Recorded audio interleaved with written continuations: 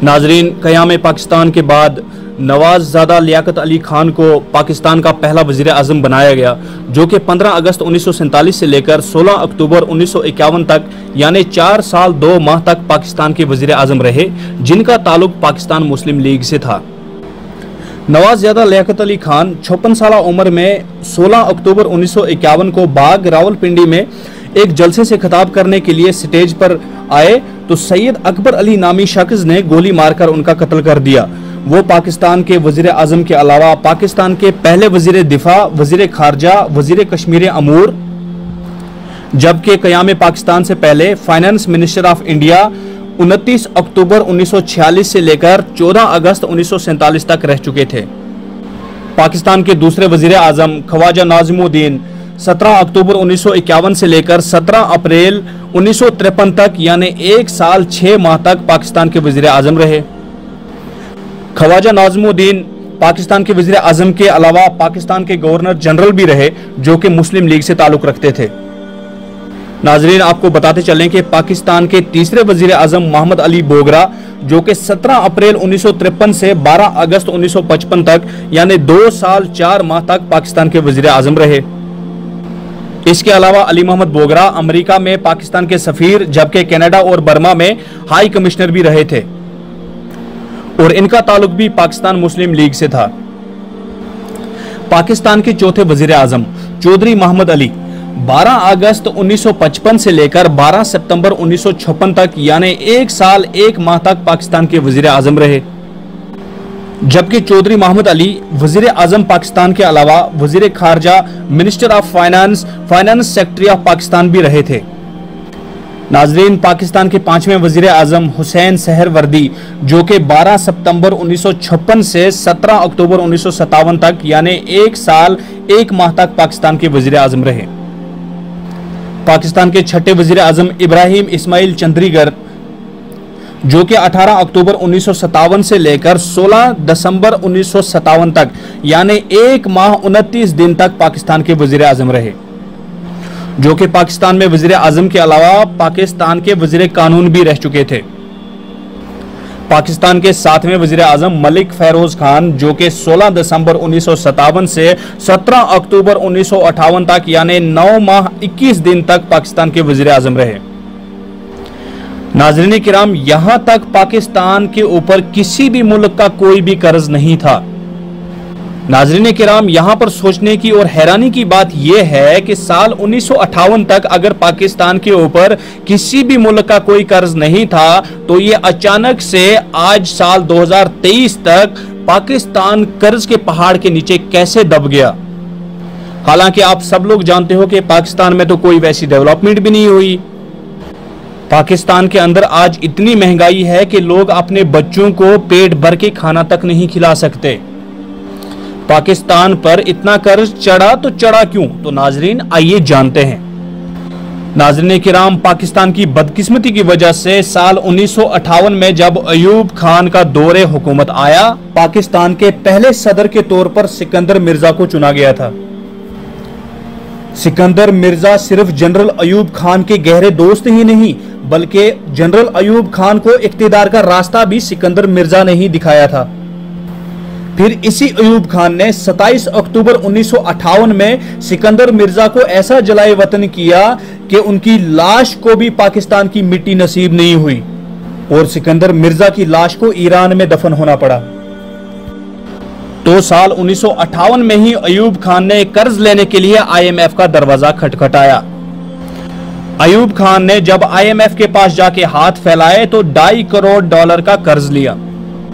साल 1965 में पाकिस्तान दूसरी दफा IMF के पास गया और $3 करोड़ 75 लाख का कर्ज लिया।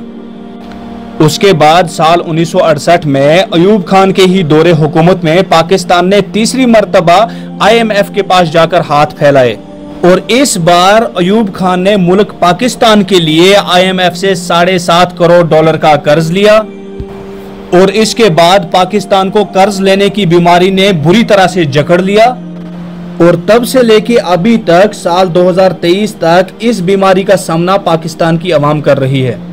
1971 में जब जुल्फिकार अली भट्टो सदर पाकिस्तान बने तो इस वक्त तक पाकिस्तान 30 अरब रुपए के कर्ज के नीचे दब चुका था। 1973 में जब पाकिस्तान का तीसरा आईन बना तो जुल्फिकार अली भुट्टो को पाकिस्तान का वजीर आजम बनाया गया। तो इस वक्त तक मुल्क पाकिस्तान का कर्ज भी डबल हो चुका था और इस वक्त मुल्क का मजमूई कर्ज 60 अरब रुपए तक पहुंच चुका था। नाज़रीन किराम, 7 मार्च 1977 को भुट्टो ने दोबारा इंतखाब करवाए, मगर इस बार 5 जुलाई 1977 को मुल्क में जमहूरी हुकूमत का तख्ता उलट दिया गया और इस बार पाकिस्तान में जनरल जियाउल हक की हुकूमत आती है और जनरल जियाउल हक ने मुल्क में मार्शल लॉ लगा दिया। यूं जनरल जियाउल हक के आने से पहले तक मुल्क का मजमूई कर्ज 97 अरब रुपए था, यानी जुल्फिकार अली भुट्टो के दौर में मजमूई तौर पर 67 अरब रुपए का कर्ज लिया गया था। तो नाज़रीन किराम, यहां से आगे कहानी में कुछ अलग ही ट्विस्ट आता है। जनरल जियाउल हक जब तियारा हादसे में जान बहक हुए तो उस वक्त पाकिस्तान का टोटल कर्ज 523 अरब रुपए था, यानी जनरल जियाउल हक अपने 11 साला दौरे हुकूमत में पाकिस्तान की कौम को 426 अरब रुपए के कर्ज का इजाफा करवा के चले गए। तो नाज़रीन किराम, 1988 में एक बार फिर से मुल्क में जमहूरी हुकूमत आई और बेनज़ीर भुट्टो ने इख्तिदार संभाला। 1990 में जब इनके पहले दौर का इख्तिताम हुआ तो उस वक्त मुल्क का मजमूई कर्ज 711 अरब रुपए था, यानी बेनज़ीर भुट्टो ने अपने 2 साला हुकूमत में मुल्क को 88 अरब रुपए के कर्ज का इजाफा करवा दिया। नाज़रीन किराम, बेनज़ीर की हुकूमत के बाद 1990 में जब 7वें आम इंतखाबात किए गए और नवाज शरीफ पाकिस्तान के वजीर आजम मुंतखब किए गए। यूं नवाज शरीफ के पहले दौरे इख्तिताम का खात्मा 1993 में हुआ और इस वक्त पाकिस्तान मुल्क का मजमूई कर्ज 1135 अरब रुपए था, यानी नवाज शरीफ के पहले दौरे हुकूमत में 424 अरब रुपए का कर्ज पाकिस्तानी कौम का मुकद्दर बन गया। नाज़रीन किराम, 1993 में बेनज़ीर भुट्टो दूसरी मर्तबा पाकिस्तान के वज़ीर आज़म मुंतखब किए जाते हैं और 1996 में जब इनकी हुकूमत का खात्मा हुआ तो इस वक्त मुल्क का मजमूई कर्ज 1704 अरब रुपए हो चुका था, यानी बेनज़ीर भुट्टो ने अपने दूसरे दौरे हुकूमत में 569 अरब रुपए का कर्ज का इजाफा करवा दिया। बेनज़ीर के बाद 1997 में जब नवाज शरीफ एक बार फिर से इलेक्शन जीतकर पाकिस्तान का वज़ीर आज़म बना तो 12 अक्टूबर 1999 में जनरल परवेज मुशर्रफ ने इनकी हुकूमत का तख्ता उलट दिया और मुल्क में मार्शल लॉ नाफिज कर दिया। तो उस वक्त मुल्क का मजमूई कर्ज 2946 अरब रुपए तक हो चुका था, यानी नवाज शरीफ ने अपने दूसरे दौरे हुकूमत में पाकिस्तानी अवाम को 1242 अरब रुपए के कर्ज में इजाफा करवा दिया। नाज़रीन किराम, 2007 में जब परवेज मुशर्रफ के दौरे इख्तिदार का खात्मा हुआ तो उस वक्त मुल्क का मजमूई कर्ज 4802 अरब रुपए अवाम का दर्द-ए-सर बन चुका था, यानी परवेज मुशर्रफ के 8 साला दौरे इख्तिदार में 1856 अरब रुपए का कर्ज का इजाफा हो चुका था। यूं 2008 में एक बार जब फिर जमहूरी हुकूमत का आगाज हुआ और पाकिस्तान पीपल्स पार्टी इख्तिदार में आई और जनाब आसिफ जरदारी साहब पाकिस्तान के वजीर आजम मुंतखब किए गए, लेकिन जब 2013 में इनकी हुकूमत का खात्मा हुआ तो उस वक्त मुल्क का कर्ज 14,318 अरब रुपए हो चुका था, यानी पीपल्स पार्टी ने अपने दौरे हुकूमत में 8,192 अरब रुपए का कर्ज लेकर मुल्क को कर्ज के दलदल में डुबो दिया। यानी मुल्क पाकिस्तान ने जितना कर्ज पिछले 60 साल में लिया था उससे ज्यादा आसिफ जरदारी ने अपने 5 साला हुकूमत में ले लिया। इसके बाद 2013 में नवाज शरीफ तीसरी बार मुल्क के वजीर आजम मुंतखब किए गए और 2018 में जब नवाज शरीफ की हुकूमत का खात्मा हुआ तो उस वक्त मुल्क का मजमूई कर्ज 22,820 अरब रुपए हो चुका था।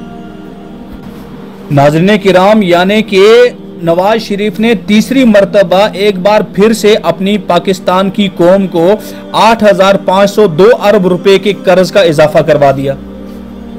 इसके बाद 2018 में इमरान खान को पाकिस्तान का वजीर आजम मुंतखब किया गया और 2022 में जब इनकी हुकूमत का खात्मा हुआ तब उस वक्त मुल्क का मजमूई कर्ज तकरीबन 43,000 अरब रुपए था। यानी कि जितना कर्ज पीपल्स पार्टी और नून लीग ने अपने 10 साल दौरे हुकूमत में लिया, उससे ज्यादा पीटीआई ने अपने 3.5 साल हुकूमत में ले लिया। तो नाज़रीन किराम, क्या आपने कभी सोचा कि पाकिस्तान पर दिन ब दिन इतना कर्ज क्यों चढ़ता जा रहा है? तो नाज़रीन किराम, इसका जवाब है पाकिस्तान हुकूमत पर पाक फौज के जनरलों का खौफ। जी हां नाज़रीन, पाकिस्तान के हुक्मरान पाक फौज के जनरलों के कठपुतली हैं। इतिहास इस बात का गवाह है कि पाक फौज जिसको चाहे गद्दी पे बिठा सकती है, जिसको चाहे गद्दी से उतार सकती है।